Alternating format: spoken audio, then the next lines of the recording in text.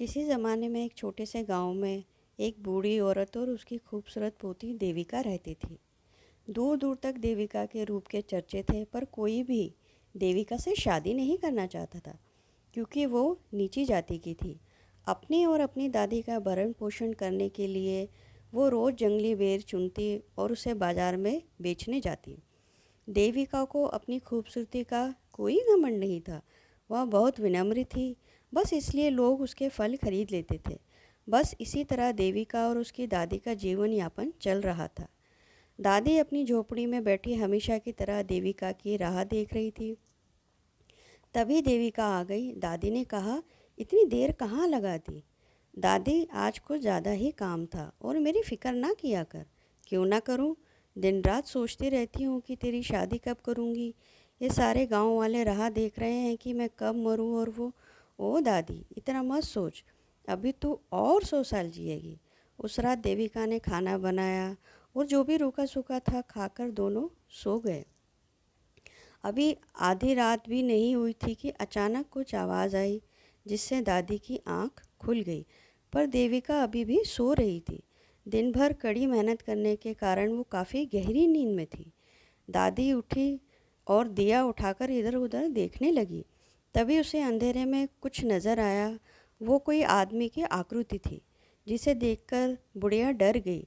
तभी उस आदमी ने तेजी से बुढ़िया का मुंह दबाकर बोला, सुन, मैं एक डाकू हूँ। अगर तूने शोर मचाया तो तुझे मार डालूंगा। राजा के सिपाही मुझे ढूंढ रहे हैं और अगर उन्होंने मुझे पकड़ लिया तो फांसी पर चढ़ा देंगे। ये सब सुनकर बुढ़िया शांत हो गई। ये देखकर डाकू ने भी अपना हाथ उसके मुंह से हटा लिया और कोने में जाकर बैठ गया। बुढ़िया बोली, बेटा, मेरे जैसी बूढ़ी के पास क्या है जो तू लूटने आया है? ये सुनकर डाकू बोला कि राजा के हाथ लगा तो वो मुझे मार देगा, इसलिए मैं भागा भागा फिर रहा हूँ। पर अब मैं थक चुका हूँ भागते भागते, ना जाने कब मारा जाऊँ। तभी डाकू की नज़र दूसरी तरफ गई, जहाँ देविका सो रही थी। उसे देखकर उसके मन में मौत का डर निकल गया। उसने देविका की ओर इशारा करके बुढ़िया से पूछा, वो कौन है? बुढ़िया कुछ सोचकर बोली, वो मेरी पोती देविका है। डाकू कुछ देर सोचकर बोला, मुझे तेरी पोती से शादी करनी है। ये सुनकर बुढ़िया के होश उड़ गए और वो रोने लगी। हमें छोड़ दो, हमने तुम्हारा क्या बिगाड़ा है? मेरी पोती को छोड़ दो। तुम कब मर जाओ कौन जाने। क्यों मेरी पोती की ज़िंदगी खराब करना चाहते हो? कुछ देर तक एक शांति सी छा गई। डाकू बोला, मैं जानता हूँ कि मैं मरने वाला हूँ, यही कारण है कि मैं तेरी पोती से शादी करना चाहता हूँ। तभी बुढ़िया रोते रोते बोली कि अगर मैंने अपनी पोती की शादी तुझसे कर दी तो लोग तेरे मरने के बाद मेरी पोती की ज़िंदगी नर्क बना देंगे, तो फिर उसका क्या होगा? और ये बोलते बोलते वो रोने लगी। डाकू कुछ देर सोचकर बोला, अगर किसी को मालूम होगा तब ना। हम आज ही रात शादी कर लेंगे और मैंने आज तक जितनी भी दौलत लूटी है वो सब तुम दोनों को दे दूंगा। ना किसी को पता चलेगा और तुम उस दौलत से अपनी सारी ज़िंदगी मज़े से गुजार सकती हो। सोच लो, एक रात में तुम्हें इतनी दौलत कभी नहीं मिलेगी और कल होते ही मैं मारा जाऊंगा। किसी को भी पता नहीं चलेगा कि हमारे बीच क्या हुआ। बुढ़िया सोच में पड़ गई कि एक ही रात में पोती दुल्हन बनेगी और विधवा भी, और ऊपर से इतनी सारी दौलत, और किसी को कानों कान खबर भी नहीं होगी। फिर किसी दूसरे गांव में जाकर फिर से अपनी पोती की शादी कर दूंगी। एक लंबी सांस के बाद बुढ़िया बोली, मुझे मंजूर है, पर मुझे पहले दौलत चाहिए, फिर होगी शादी। डाकू मान गया और 2 घंटे बाद काली मंदिर में आने को बोल वहाँ से भाग गया।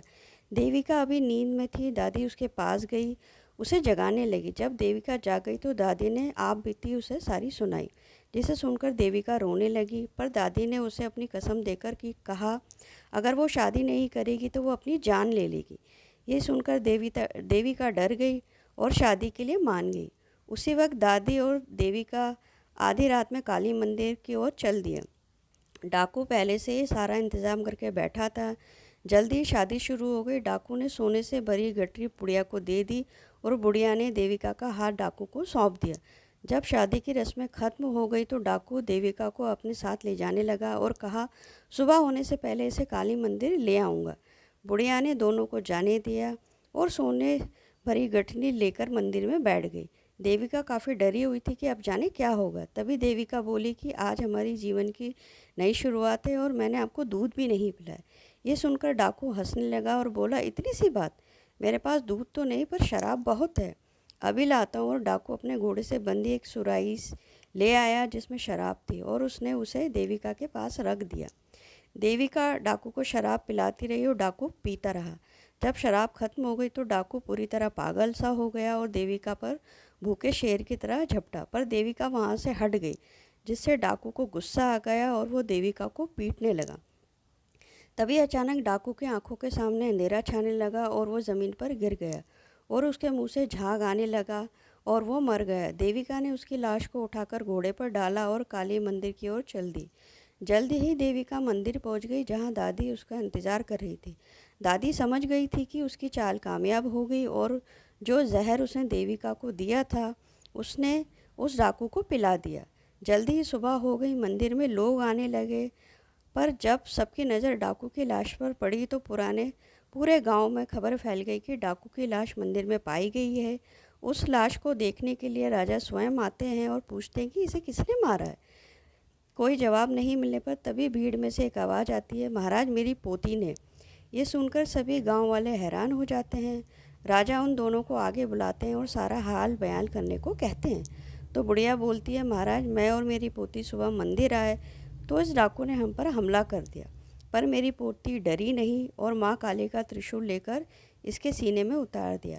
ये सुनकर राजा बहुत खुश है और देविका को बधाई दी, साथ ही साथ उससे विवाह का प्रस्ताव भी रखा, जिसे देविका ने स्वीकार कर लिया। जल्द ही देविका की शादी राजा से हो गई और वो खुशी खुशी अपनी दादी के साथ रहने लगी। किसी को कभी नहीं पता चला कि उस रात क्या हुआ। ये राज तो सिर्फ वो एक रात की दुल्हन ही जानती थी। दोस्तों, अगर आपको हमारी ये प्रस्तुति पसंद आई हो तो लाइक करें, शेयर करें और हमारे चैनल को सब्सक्राइब करें। धन्यवाद, बहुत बहुत धन्यवाद।